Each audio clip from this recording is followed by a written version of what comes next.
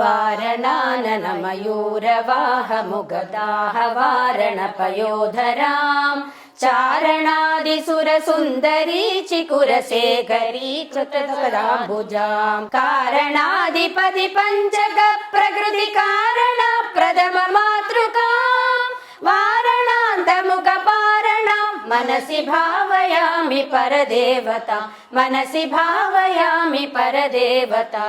पद्मकान्ति पदपाणि पल्लव पयोधरानन सरोरुहाम् पद्मरागमणि मेखलावलय नीलि शोभित निदम्बिनी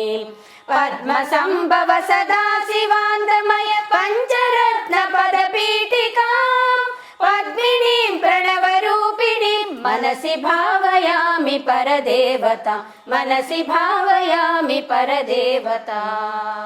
आगम प्रणव पीठिका ममलवर्ण मङ्गल शरीरिणीम् आगमावयव शोभिनीम् अखिल वेद सार कृत शेखरीम् मूल मन्त्र मुख मण्डलाम् मुदित नाद बिन्दु नव यौवनाम् मातृकां त्रिपुर सुन्दरीं मनसि भावयामि परदेवता मनसि भावयामि परदेवता